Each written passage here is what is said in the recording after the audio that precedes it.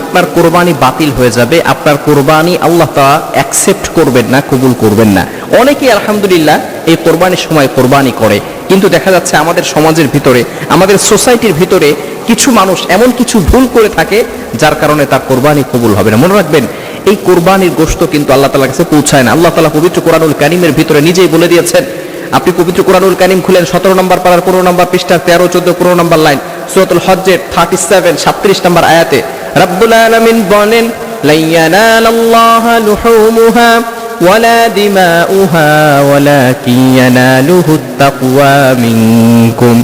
আল্লাহ পাক রব্বুল আলামিন জানিয়ে দিয়েছেন, তোমাদের পশুর গোশত, তোমাদের পশুর রক্ত কোনো কিছুই আল্লাহর কাছে পৌঁছায় না, পৌঁছায় শুধু অন্তরের তাকওয়া। অর্থাৎ আমরা কোন নিয়তে আল্লাহ তাআলার জন্য কোরবানি করছি, এই তাকওয়াটা আল্লাহ তাআলার কাছে পৌঁছায়। আমার মনের ভিতরে ভালো আছে না খারাপ আছে, এগুলো সব কিছু কিন্তু আল্লাহ তাআলার কাছে পৌঁছায়।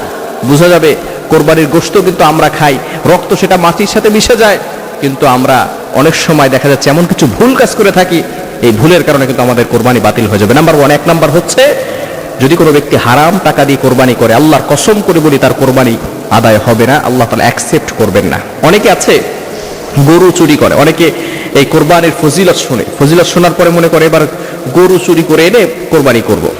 মনে রাখবেন, এই যে গরু চুরি করে যে কোরবানি করলো, এই কোরবানি কি তার আদায় হবে? কি বলেন, আদায় হবে? তার কোরবানি আদায় হবে না। এজন্য অবশ্যই অবশ্যই কোরবানি করতে হবে হালাল টাকা দিয়ে। ইউর ইনকাম শুড বি হালাল, ইউর ফুড শুড বি হালাল, ইউর ড্রিঙ্ক শুড বি হালাল। আপনার অলওয়েজ হালাল হতে হবে, হারাম থেকে দূরে সরে আসতে হবে।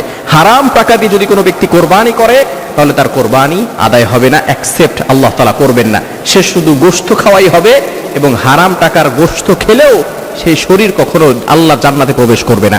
নবীজি সাল্লাল্লাহু আলাইহি ওয়াসাল্লাম জানিয়ে দিয়েছেন, লা ইয়াদখুলুল জান্নাতা জাসাদুন গুদিয়া বিল হারাম।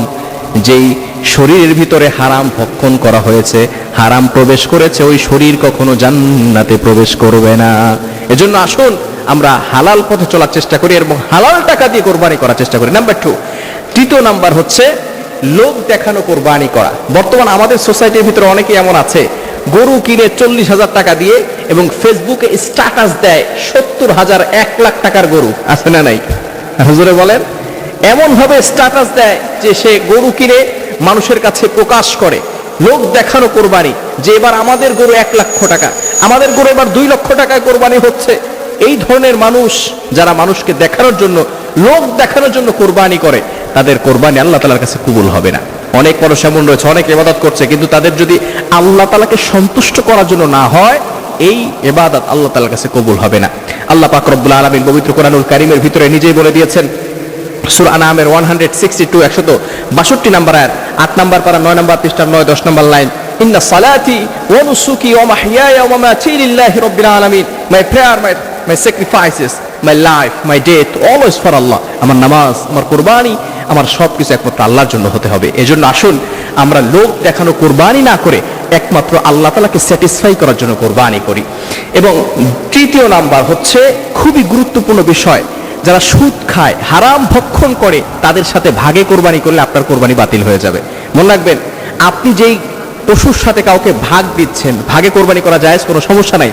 এখন যার সাথে ভাগ দিচ্ছেন সে যদি সুদ খায়, সে যদি সুদখোর হয়, ঘুষখোর হয়, এবং সে যদি হারাম টাকা ইনকাম করে, তার সাথে যদি ভাগে আপনি কোরবানি দেন, অথবা কেউ যদি মনে মনে গোশত খাওয়ার নিয়তে কোরবানি করে, অথবা লোক দেখানোর জন্য কোরবানি করে, তাহলে কিন্তু আপনার কোরবানিটাও কিন্তু বাতিল হওয়ার সম্ভাবনা রয়েছে। এজন্য আসুন সঠিকভাবে কোরবানি করার চেষ্টা করি, একমাত্র আল্লাহ তাআলাকে সন্তুষ্ট করার জন্য, আল্লাহ তাআলাকে স্যাটিসফাই করার জন্য কোরবানি করি।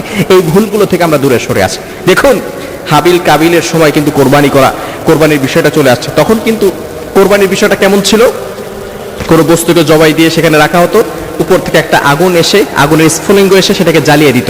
যারটা জ্বালিয়ে দেওয়া হতো তারটা বোঝা যেত সে আল্লাহ তাআলা কবুল করেছে। এখন এই সময় যদি কারো কোরবানির ব্যাপারে এভাবে মানুষের কাছে প্রচার করা হতো, এবং বিশেষ করে কোনো মাঠে যদি এই পশু রাখা হতো আর যদি আল্লাহ তাআলার আগুন এসে সেটাকে জ্বালিয়ে দিত, তাহলে কিন্তু বোঝা যেত কার কোরবানি কবুল হচ্ছে আর কার কোরবানি কবুল হচ্ছে না।